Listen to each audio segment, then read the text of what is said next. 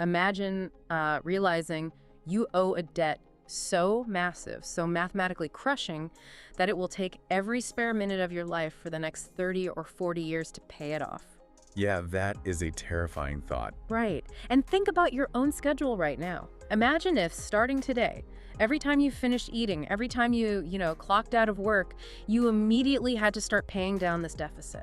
So no streaming movies on the couch? Exactly. No scrolling on your phone, no weekends away, just working, eating, sleeping, and, well, paying the debt. That's just completely overwhelming. It is. But now imagine the creditor looking at you and saying that if you dedicate your life to this and you literally die trying to pay it off well, the entire remaining balance is forgiven.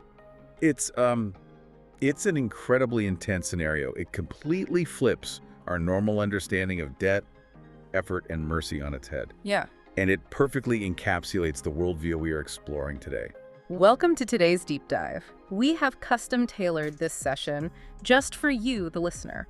We know you want to understand the intricate, sometimes hidden nuances of Islamic theology and daily practice. All right. But, you want to do it without getting completely overwhelmed by foreign terminology and, heavy academic jargon. That is exactly our mission today. We're going to explore a really fascinating balance.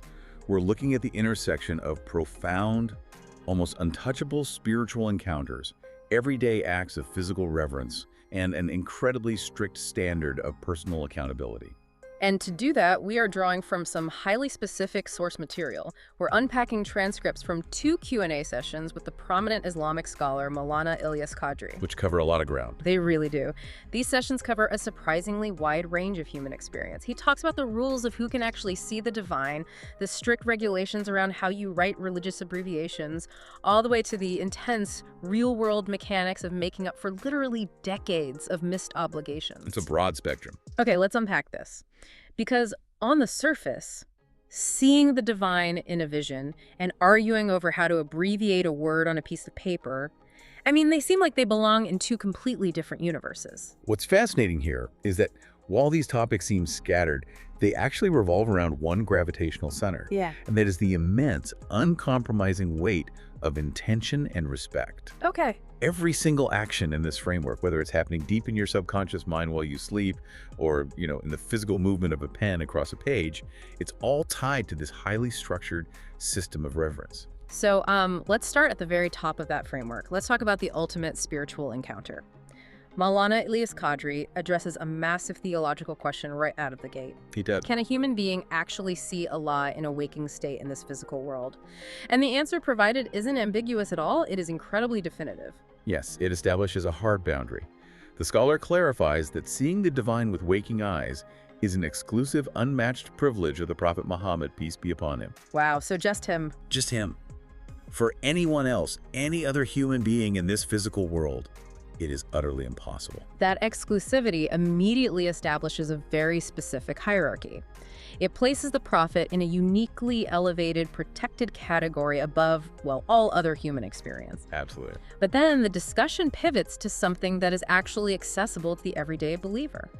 While you or I cannot see Allah in a waking state, the believer can experience a vision of the Prophet Muhammad in a dream. And this is where the theology meets human psychology. Because, as you know, the dream state is famously chaotic. Exactly.